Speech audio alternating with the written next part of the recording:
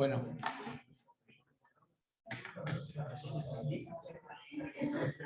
Vamos a ver la introducción a Internet de las Cosas. Empecemos primero con la idea que ustedes tienen de Internet de las Cosas. Seguramente lo habrán escuchado múltiples oportunidades en su vida cotidiana. ¿Qué entienden? ¿Se les ocurre que es Internet de las Cosas?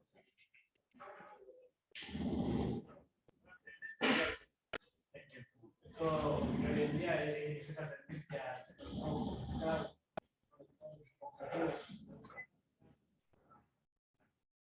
un lavarropas que dice lavarropas que te deja poner todo el teléfono, el control de las persianas, control de aire acondicionado, todo configurable vía red. Por ejemplo, está llegando el famoso ejemplo de estás en el colectivo un día de verano y pones el aire acondicionado 10 minutos antes de llegar a tu casa para entrar y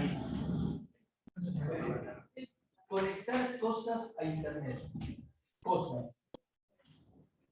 No pensar en YouTube, no pensar en Spotify, no pensar en Netflix, sino cosas.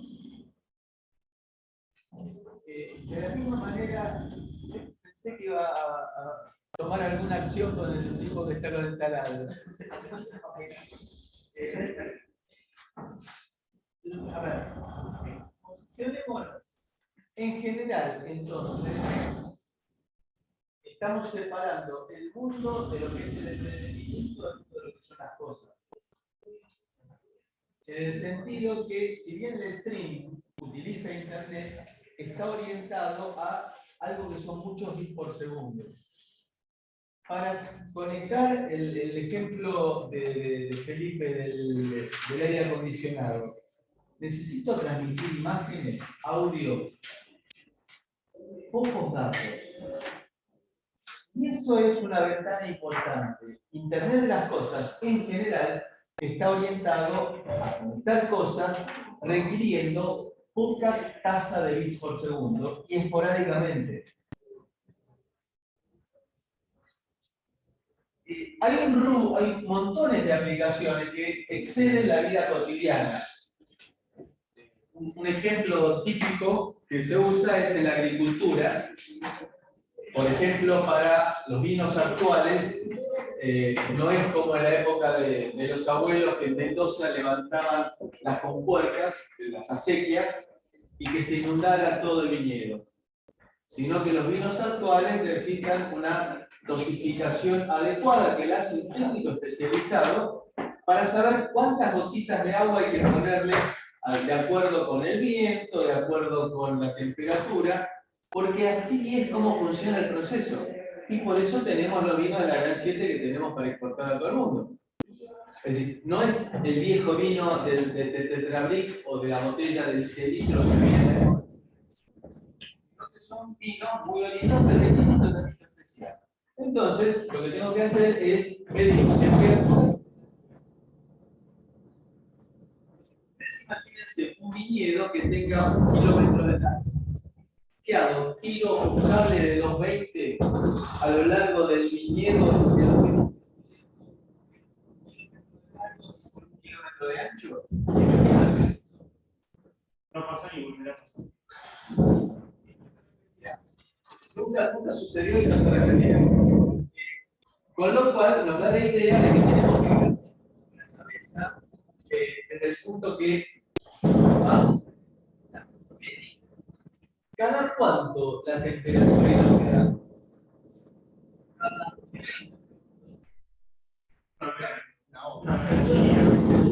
2 veces por día, 3 veces por día. ¿Cuántos bytes tengo que tener? ¿Una pantalla, un video? No, pocos bytes. Con lo cual, estamos abriendo un campo nuevo en el cual voy a necesitar habitualmente bajo consumo. ¿Por qué? Porque lo que dijimos recién de medir la temperatura y la humedad, lo voy a poner con un equipo que esté alimentado por pilas comunes, no por baterías completas, por pilas comunes y que las tenga que cambiar una vez cada 5 años. ¿Me escucharon bien? una vez cada 5 años, póngale una vez por año. Bueno, ese es el concepto. Poco más. ¿Por qué? Porque cada vez que yo transmito, consumo energía. Estoy diciendo que no quiero ir a cambiar las pilas una vez por semana, sino que las quiero cambiar a lo sumo una vez por año. Realmente una vez cada 5 años. Estamos abriendo entonces un campo distinto. Las vacas están en el medio del campo, yo las quiero localizar. Y no le quiero poner un GPS a cada vaca, sino que voy a utilizar alguna técnica que me permita medir la distancia a la cual está la vaca por una forma de geolocalización que no sea GPS. Y una técnica es típicamente la temperatura de la vaca. Por dos razones. Primero, si la temperatura sube, significa de que la vaca tiene o una infección, con la cual necesito tratarla, porque la vaca es un capital, quiero cuidarlo, o bien porque la vaca entró en celo y por lo tanto puede fabricar más vacas. Entonces le voy a decir al encargado del campo, al capataz, le voy a decir, traeme la vaca J36 que está en el potrero F28.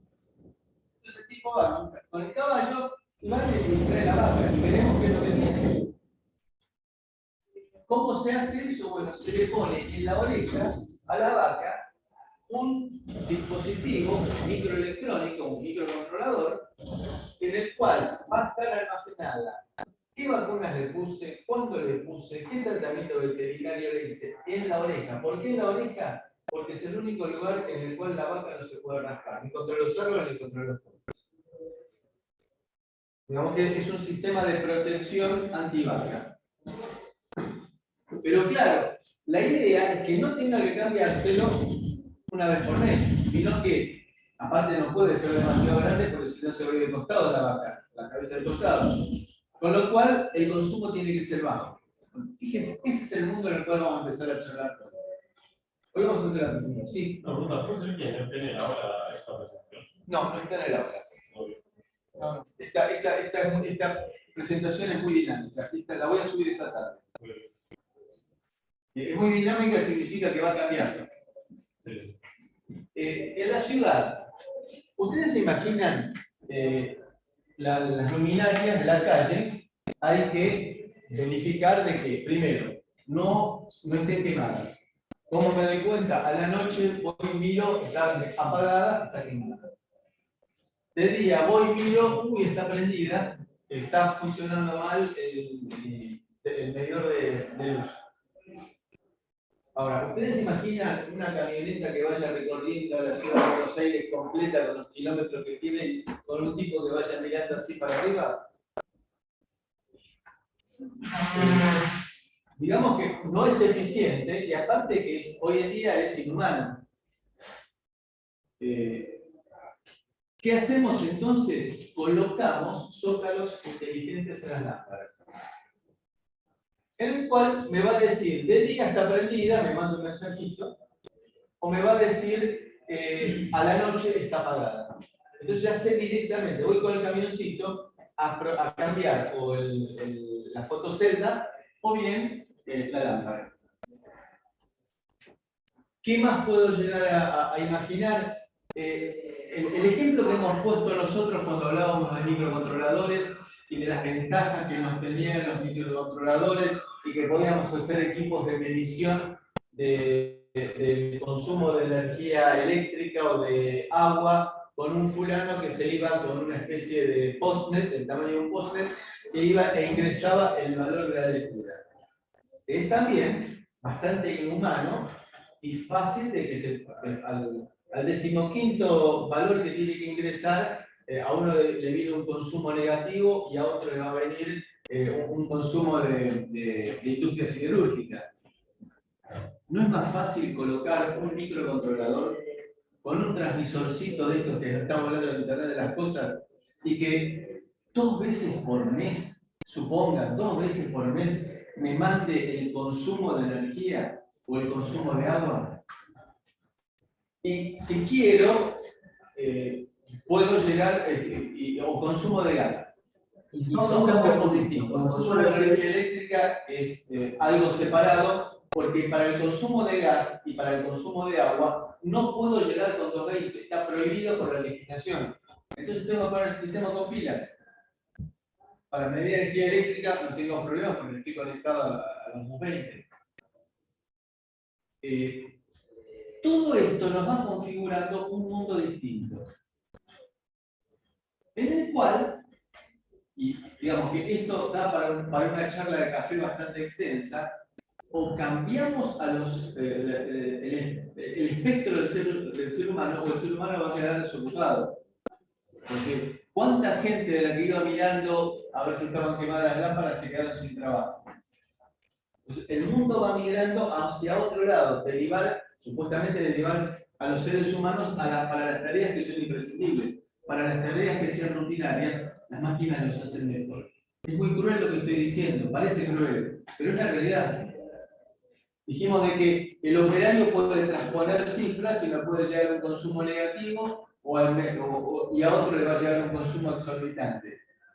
Las máquinas en general no cometen esos errores.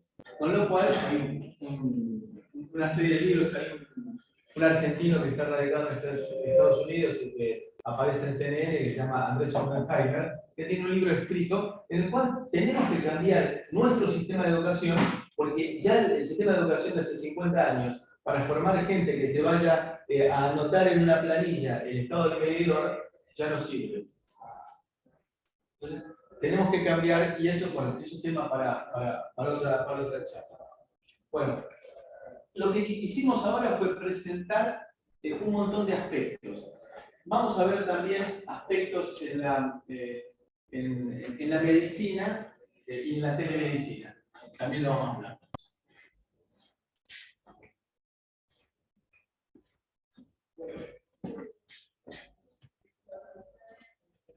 Bueno, hubo en su época, hace muchos años, hubo un cómic que era famoso, Dick Tracy.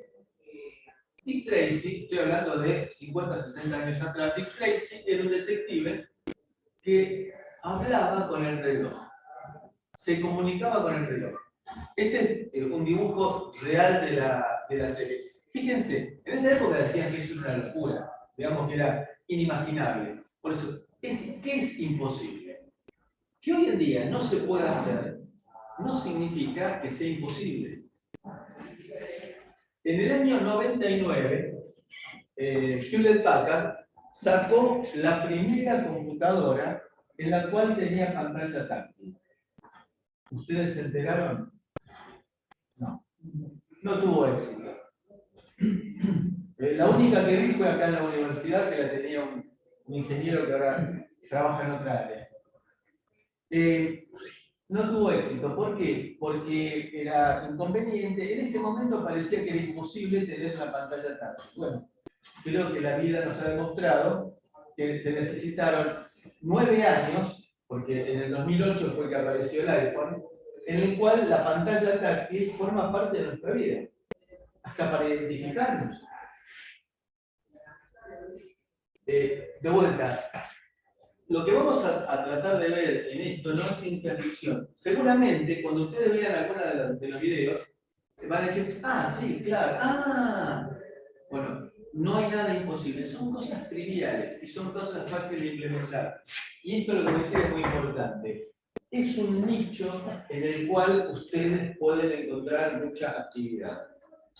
Una de las empresas más importantes que trabaja en la parte de Internet de las Cosas está radicada en Saavedra y trabaja en un departamento de 3 ambientes.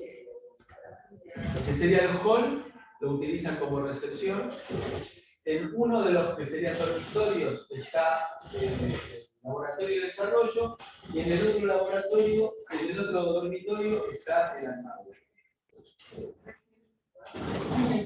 Requieren el alquiler y vamos a ver que los componentes y la tecnología que se utiliza es muy accesible. Y ustedes están teniendo una herramienta importante que es el uso de microcontroladores.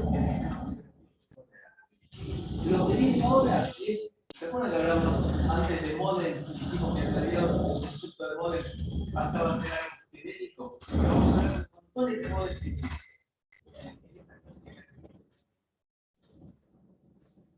¿Qué es Internet de las cosas? Es la conexión de cosas a través de Internet. Pero de vuelta, no en el Internet de los centenares de megabits por segundo. No es esa la idea.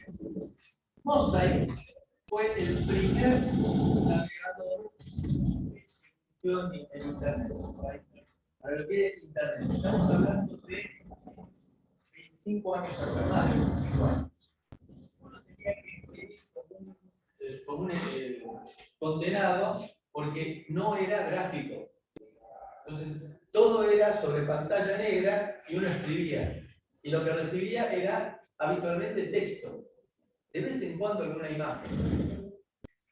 A partir de ahí, estamos hablando de que Internet tiene menos de 30 años. Cambió la vida por completo. La señora estaba esta mañana muy preocupada porque se le cayó la conexión de Internet y no podía hacer su clase de yoga. Fíjense, cómo nos cambió la vida. Estos datos son del año 2018. Esta unidad, seguramente ustedes no la conocen, EXA, sin H. Viene después de PETA. Sería 4000 por 10 a la 18 bytes.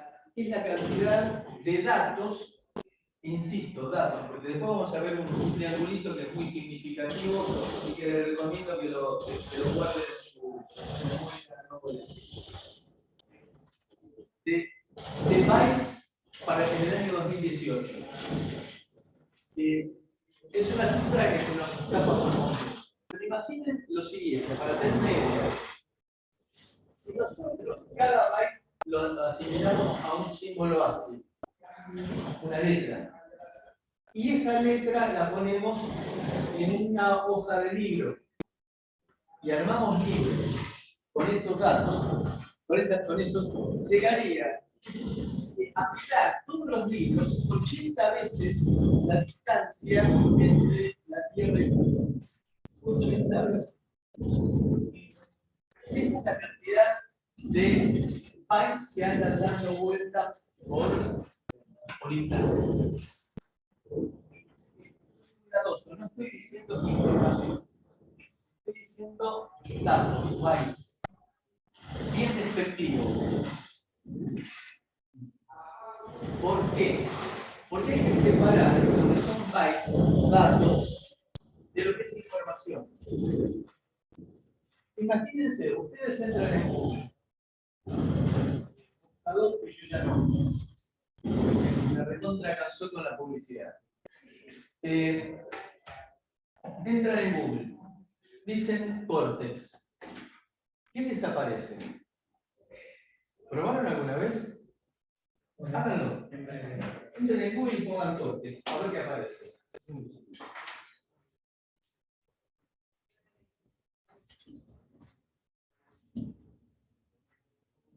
Cortex, producción textil. Cortex.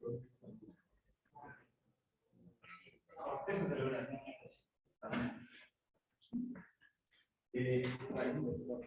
¿No desaparece mucha información médica? ¿Por qué? Es la corteza cerebral.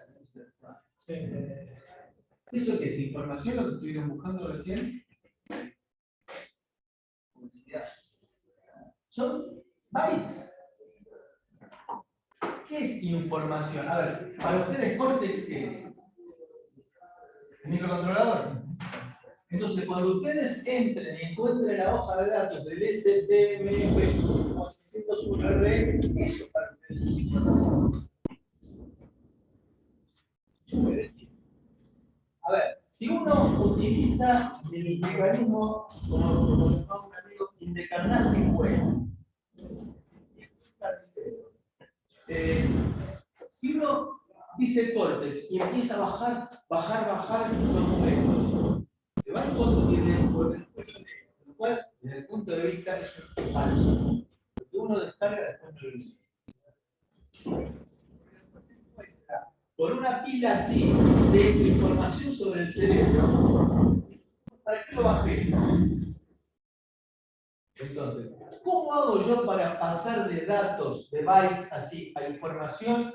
Fijarme, ¿esto es lo que necesito? No, lo descarto. ¿Esto es lo que necesito? Sí, puede ser. A ver, lo leo un poco más en detalle. Ah, sí, esto. Ahí pasó a ser información. Va a servir para tratar de organizar.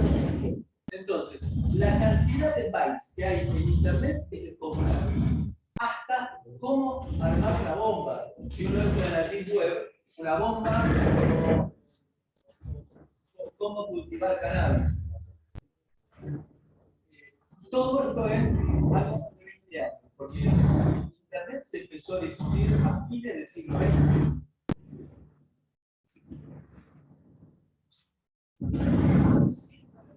Cambió la vida y la cultura. Hoy puedo visitar el Museo del Louvre sin moverme. Hoy puedo ir a un museo y conectarme los auriculares al teléfono y descargar en el museo una aplicación Bluetooth que me va guiando. Este cuadro es tal cosa. Lo pintó el fulano de tal. Es decir, no necesito el guía. El guía me lo descargo en una aplicación en el teléfono. Y voy caminando y voy escuchando cómo sería con el tiempo que yo quiera. Paso al otro. De información.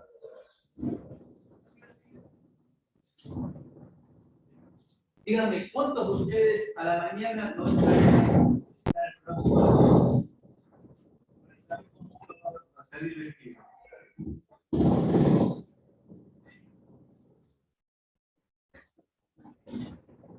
Todo esto entonces,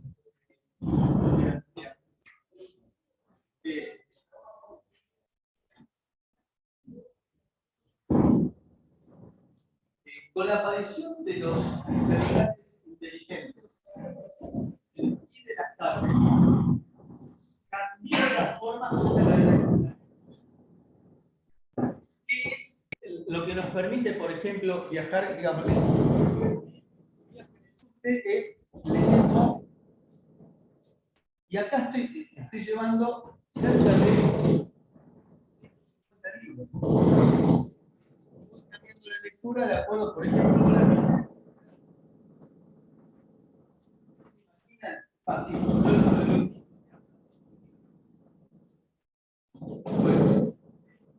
la información hoy en día está accesible y protestamos cuando en algún lugar de la ciudad no tenemos acceso a datos con nuestro teléfono celular.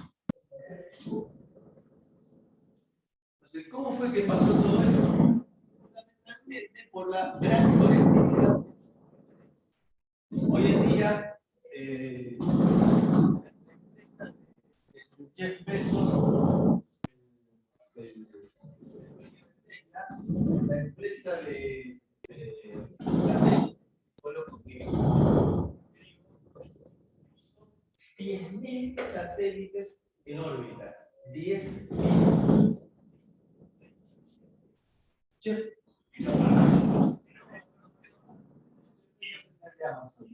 no, es otro. Es decir, ¿cómo cambió también la forma de transportar paquetes? Es decir, la idea del camioncito repartiendo paquetes ha sido reemplazada por la idea del dron llevando paquetes. Perdón, sí. Elon Musk. Bueno, Elon Musk largó 10.000 satélites. ¿Por qué 10.000 satélites? Primero, para trabajar en órbita baja. ¿Por qué en órbita baja? Si nosotros tenemos satélites geoestacionarios, como por ejemplo aquellos que tengan DirecTV, está la antena apuntando a un satélite que está siempre ahí en el mismo lugar. Porque se mueve en su órbita en forma sincrónica con la Tierra. ¿Por qué? ¿Por qué uso satélites de órbita baja? Para bajar la latencia. Sí, para bajar la latencia. Porque esos satélites están a miles de kilómetros de distancia y con lo cual el tiempo de ida y de vuelta de la señal es demasiado grande. Entonces optó por satélites que están pasando permanentemente y que continuamente vamos a tener 2 satélites por lo menos en nuestra constelación. Con lo cual tenemos la garantía a una velocidad y a una tasa con una latencia muy baja. También el importe, ¿no? Como distancia de lo que es poner un satélite en una órbita estacionaria. Sí, pero poner el satélite. Bueno, pero con el mecanismo que tiene SpaceX hoy en día, que es haciendo el sol, los jueves y demás, que recuperan casi todo. Está bien, pero me imagino que poner 10.000 satélites. No, sí, seguro. Es una empresa bastante. No alcanzo. Más allá hago una aclaración. Además, chicos, de órbita baja, para bajar la latencia, ustedes saben que una conexión satelital, si alguno alguna vez se conectó, la conexión PISA son 6, 5, 4 décimas de segundo, digamos, porque básicamente se calcula los 36.000 kilómetros para subir, los 36.000 kilómetros para bajar, velocidad de luz, multiplicado por un coeficiente 0,98, te va a dar la velocidad de la latencia. Ahora, cuando uno trabaja con órbita baja, que estamos hablando de por ahí satélites que están en centenas de kilómetros, muchísimo más bajo que un satélite estacionario, la latencia es muchísimo menor. Pero ustedes no se ven la batería en la carrera, no se ven la batería, no se ven la carrera. El cálculo de enlace que uno hace generalmente cuando enlaza 2 puntos es ganancia de un lado, pérdida en el medio, ganancia en el otro lado, la pérdida en el cable y la sensibilidad de los receptores. Si estamos a una distancia muchísimo menor, vamos a tener muchísima menor pérdida en el aire, ¿se entiende? Entonces nos va a permitir tener antenas mucho más chicas. Por eso es que ustedes no se han pasado, me imagino, muchas veces por Canal 13, por 25 de mayo, hay 25 de mayo y 9 de julio, la autopista. Vieron que tiene tremendas parábolas de por ahí 10, 12 metros de diámetro. Es porque es un cálculo de enlace. Lo que vos perdés del otro lado porque tenés una antena chiquita, en este caso, por ejemplo, de DirecTV, lo necesitas ganar en la otra punta. ¿Bien? Entonces, al ser órbita baja, ganan justamente eso, ganan el tamaño de antena. Uno puede tener antenas más chiquitas, más económico y más fácil de instalar. En este momento, Starlink para nosotros es prohibitivo, pero es una cuestión de tiempo. Son $100 mensuales. Y igual, y las velocidades son comparables a los Muchísimo.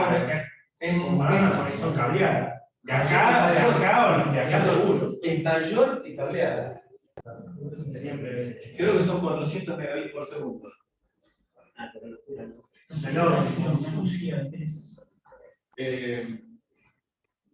Un giga, que Dios lo ayude. Bueno, entonces, la idea es conectar cosas o objetos. Todo esto surgió como un proyecto del MIT a fines del siglo pasado. Estaban trabajando con la tarjeta SUBE, con RFID, identificación por proximidad por radiofrecuencia. Nos permite entonces interconectar cosas y luego, con interconectar cosas, pensando que voy a transmitir de vez en cuando y paquetes chiquititos de bytes. De vuelta, no es para transmitir video, no es para transmitir fotos, no es para transmitir audio. La idea es que esto permita disminuir la brecha cultural. Si se utilizara eficientemente, nos permite a nosotros acceder a bibliotecas remotas, nos permite a nosotros disminuir energía, porque para ver la Gioconda no me tengo que ir a París, sino que a lo sumo me pondré una escafandra y estaré haciendo realidad virtual y viéndola como si estuviera presente. Bien. ¿Quién ocupa la silla inteligente? A ver. ¿Esto qué es? La tarjeta SUBE. Esta tarjeta SUBE está a mi nombre. Es decir, que si yo me la pongo en el bolsillo trasero, para hacerlo más fácil, y me siento en la silla inteligente, ¿puede leer mi tarjeta SUBE? Sí. Pensemos en un mundo tipo un mundo feliz de Aldous Huxley con el Gran Hermano. Me siento en la silla inteligente, lee mi tarjeta SUBE. ¿Sabe quién soy yo? Entonces me asocia con mi cuenta en YouTube Music. Sabe qué música me gusta escuchar.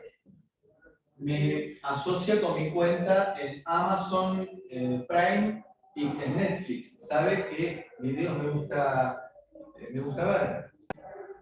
En Argentina eso no es válido porque las cuentas de Netflix los usan toda la familia, ¿no? Entonces puede ser que aparezcan películas para mayores por el lado de los hijos y películas para chicos del lado de los nietos. Bueno, paréntesis simpático. Entonces, ¿sabe qué música me gusta? ¿Sabe qué videos me gusta? Voy al dentista. Momento tenso si los hay, porque a nadie nos gusta ir al dentista. Entonces me siento, uy, están pasando la música que a mí me gusta, qué casualidad. Uy, sintonizaron el canal este que a mí me gusta ver en Flow, el Gourmet. Uy, qué bueno. ¿Fue casualidad? Entonces, estoy poniéndolo en un término idílico. Depende de la paranoia. No, Depende de la paranoia. bueno, si dele adelante para la paranoia. Estoy hablando de una cosa simpática. Estoy en el dentista y la paso bien. Bueno, y entonces me relajo y me puede torturar adecuadamente después el dentista. Piensen ustedes todo lo que se puede llegar a saber en base a eso. Hay un video que está dando vuelta por ahí de una llamada telefónica que empieza a hilar, a mostrar todo lo que saben de nosotros. La FIP sabe de nosotros más que nosotros mismos, por ejemplo.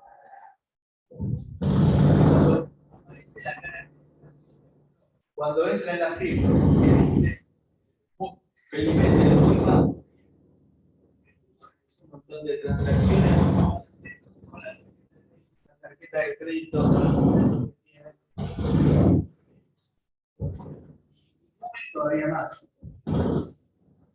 La cifra inteligente significa de que hay un montón de datos que se pueden convertir en información. Entonces, uno tiene que ser muy cuidadoso y prudente a través de, por ejemplo, pasar datos de crédito de la pantalla difícil. Vamos a ver.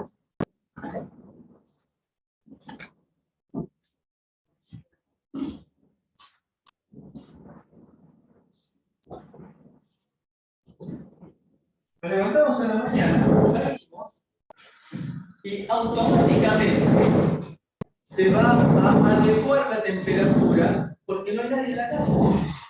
¿Para qué voy a gastar la energía?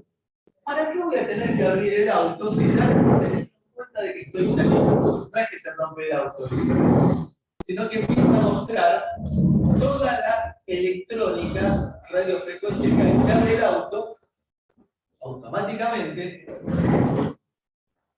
salimos, vamos a ir al trabajo o a una zona cercana o lo que sea. ¿Por qué voy a tener que dar vueltas y buscar estacionamiento si me pueden avisar dónde hay un lugar libre? Ahí se liberó, fíjense que hay un sensor en el piso que avisa si fue un auto.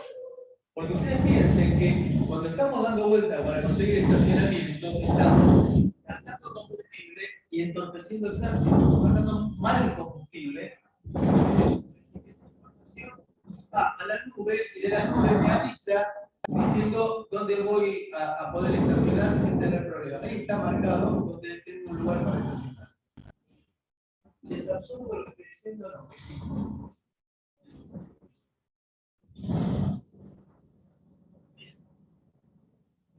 Estoy haciendo fitness.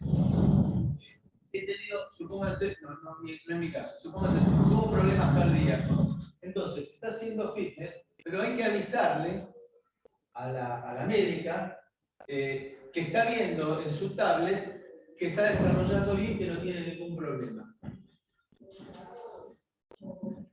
¿Bien? De vuelta, no es nada ridículo lo que estamos diciendo. Este es otro caso interesante. En la Argentina tiene algunos problemas. Es decir, en el teléfono, en el reloj inteligente, me avisa que se hizo una compra. Entonces, preparo la compra en un tupper.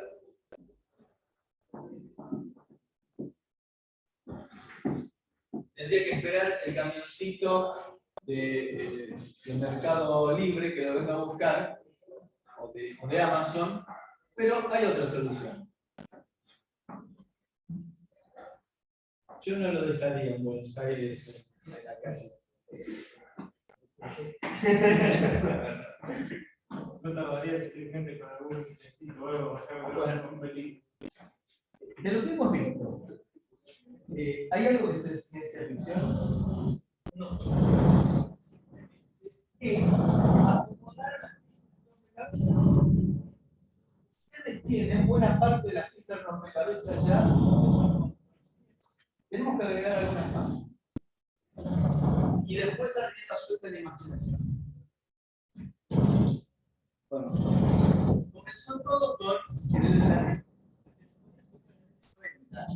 la Palm Pilot en el año 97, que fue el primer dispositivo color.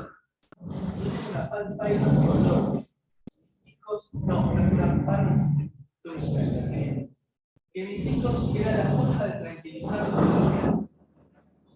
Se ponían a dibujar con un lápiz y todavía vivo.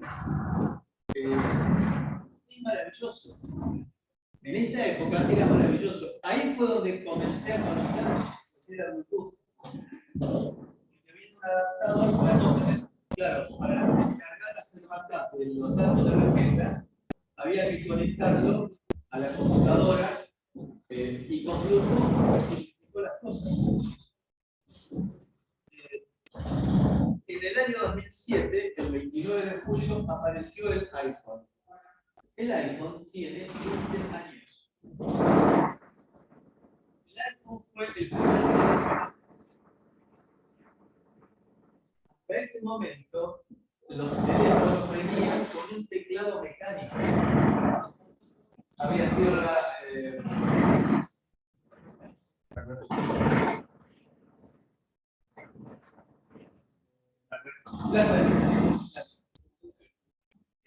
BlackBerry, era un teclado mecánico, exacto, el texto. Yo llegué a tener un teléfono, era todo. El startup. ¿Quién de ustedes vio la serie?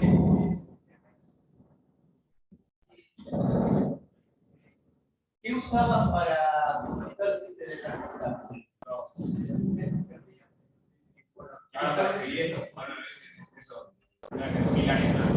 Bueno, justamente llamaron startup para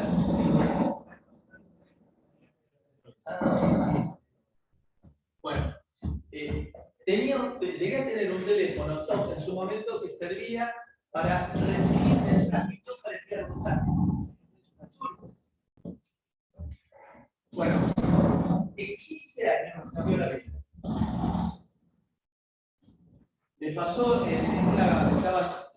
tenía que hacerme una resonancia magnética. Ustedes saben que esos equipos los usan las 24 horas del día prácticamente. Entonces me tocó como a las 10:30 de la noche en la central de Rams, y vienen delante mío, meten una camilla con alguien de emergencia. Y me pide una mujer, ¿usted puede ayudarme a mandar un mensaje de texto? Tenía un teléfono de los viejos, de esos en que el teclado numérico había que oprimirlo varias veces para generar las letras. ¿Cómo era esto? Y la mujer, claro, estaba muy nerviosa, porque aparentemente era su marido el que estaban llevando a hacer el estudio. ¿Me puede ayudar a enviar un mensaje de texto? Fíjense cómo nos cambió la vida. Bueno, ¿qué le exigimos a todo lo que nosotros estemos hablando de aquí en más? Seguridad. ¿Por qué? No quiero que me capturen el control del aire acondicionado en el verano. Necesito también privacidad.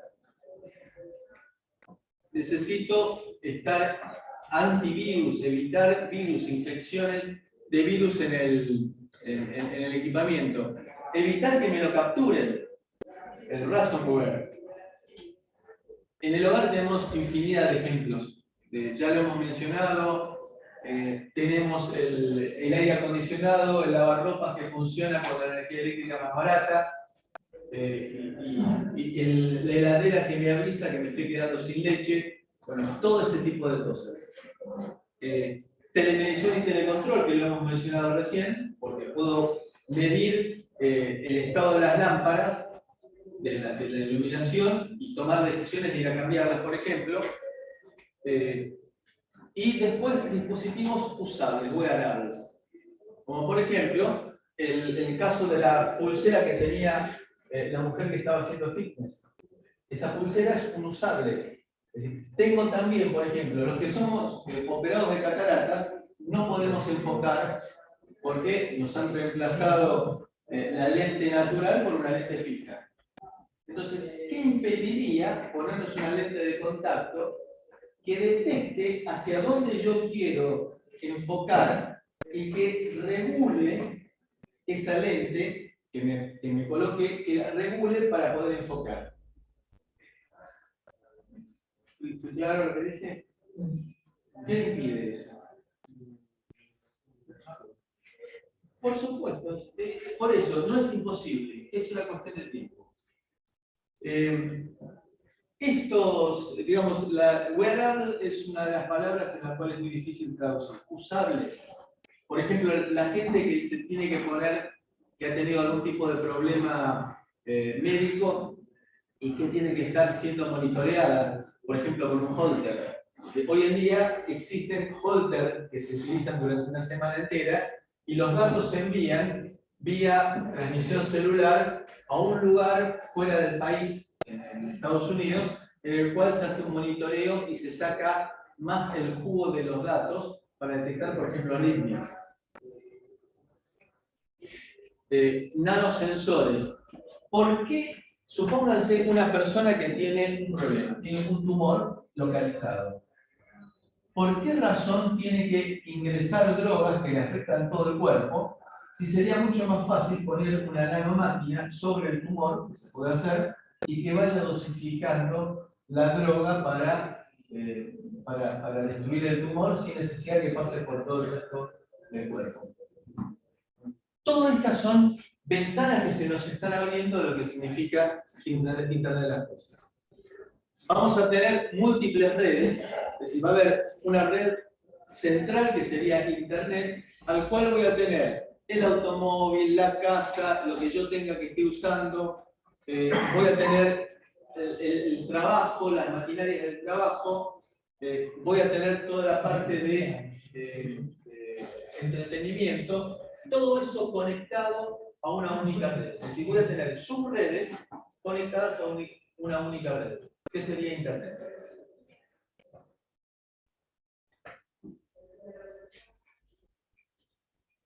Entonces, son múltiples redes conectadas entre sí.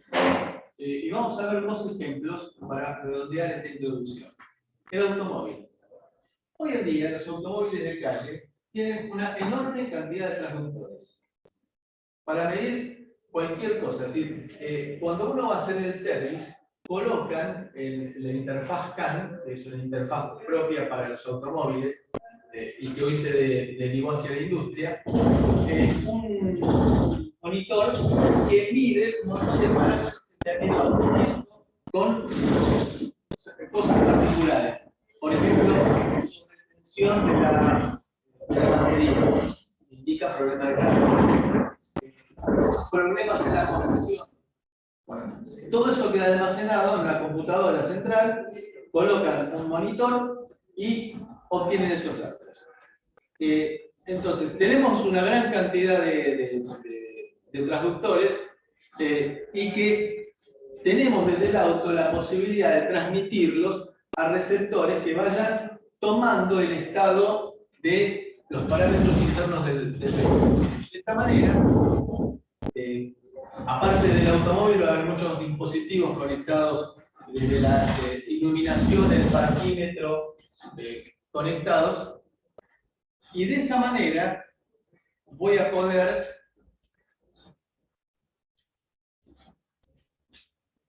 voy a poder, por ejemplo, detectar una falla. Me aparece verificar porque se ha producido una falla que puede ser importante. Entonces, al detectar esa falla, me gestiona directamente el turno con el servicio. Gano tiempo. ¿Y qué más gano? Voy a ganar costo, disminución de costo, porque al recibir el pedido, el service, con el anuncio de cuál es la falla, va a poder tener las piezas de reemplazo que pueda llegar a necesitar. Con lo cual no tiene que tener un stock de infinitas piezas para infinitos vehículos, sino que lo oriento para que disminuya su stock. Y por lo tanto, y la reparación va a ser mucho más eficiente, porque no va a tener que estar mirando todo el auto, sino se va a concentrar en aquello que recibió el aviso. Entonces, tenemos una enorme cantidad de datos que pasan por un filtro, y ese filtro hace que esos datos se conviertan en información. La información es alguna forma de inteligencia. Entonces, hasta me avisa en la agenda que es necesario hacer el service de los frenos. Me gestiona la cita con el mecánico.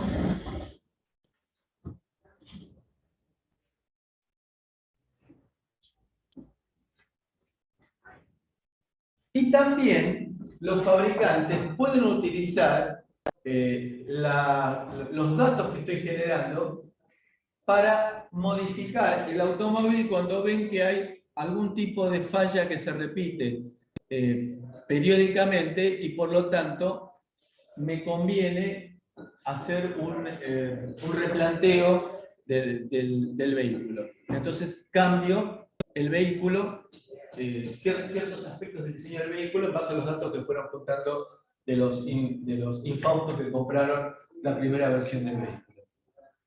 Para fitness, por supuesto que se puede utilizar para almacenar datos para salud, como dijimos antes, los Holter que están midiendo el ritmo cardíaco durante semanas para detectar aún en momentos de sueño cualquier alteración del ritmo cardíaco. Y por último, el ejemplo con el cual quería redondear para irnos a tomar café. Imaginemos, una señora está en el vivero comprando flores. Entonces, las flores tienen un transductor. Ese transductor se comunica con el teléfono de la señora que está comprando y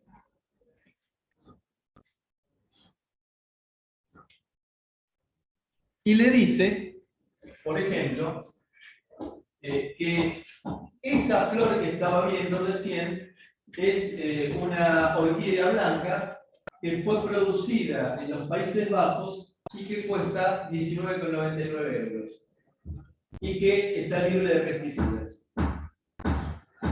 De vuelta, ¿es posible? Absolutamente que sí. Tomemos un camino lateral. Un automóvil que está conduciendo, una persona se pone un semáforo rojo para los peatones, una persona que está hablando por teléfono distraída y sigue caminando, cosa que pasa muy frecuentemente. Entonces, el vehículo colisiona a la persona y el propio vehículo detecta que golpeó a una persona y se contacta con el centro médico. De vuelta, no hay nada hasta aquí. El centro médico más cercano. En el centro médico sale la ambulancia. En el momento en el cual sale la ambulancia, le aparece el mapa directamente proyectado sobre el parabrisas al auxiliar. Entonces, el auxiliar, como si fuera un GPS de los que hay en la parte de abajo del auto hoy en día, marca cuál es el mejor camino y se lo transfiere al conductor. Entonces, como si fuera el gesto de correr una pantalla de teléfono, Bueno, se lo transfiere al conductor para que vea, sin obstruir la visión, sino que es semi-translúcido, cuál es el mejor camino. Bueno, llegan a la... levantan al paciente, le toman, le dan cierta medicación para el dolor o cualquier cosa similar, y todo eso queda almacenado en la tablet. Todo lo que le están dando y los parámetros vitales quedan almacenados en una tablet. Entonces, cuando llegan al hospital, la tablet esa se comunica con el centro de admisión del hospital. De manera que ya tengan una idea si es un paciente para que vaya a la guardia y le curen los raspones, o tiene que ir a shock room, o bien a terapia intermedia. Con lo cual se gana tiempo y costo. Porque de vuelta, no se necesita un médico que esté para derivar al paciente, sino que se hace una derivación semiautomática. Y también, todo esto entonces se gana mucho tiempo, y se le avisa a la señora que estaba comprando las orquídeas que su marido tuvo un accidente en la calle, pero que no es grave. De vuelta, hasta ahora en lo que hemos visto en esta hora de clase, ¿hay algo que sea ciencia ficción? Bien. Ese es el camino que nosotros vamos a proponer. La próxima clase vamos a empezar a hablar de los mecanismos para implementar Internet de las Cosas. Hay mucho, casi todo prácticamente de inalámbrico. Entonces nos vamos a concentrar, en base a lo que hemos visto en comunicación serie, nos vamos a concentrar en la parte de distintos tipos de comunicación inalámbrica, para cada caso. Y hay algunas de ellas que ustedes muy probablemente no conozcan, o conozcan poco, que son LoRa, Sigfox y Narrowband IoT, sobre la cual nos vamos a dedicar bastante porque creemos que ese es el camino. ¿De acuerdo? Vamos a tomar café. 10:45, 10:43, todo el mundo aquí de vuelta, por favor.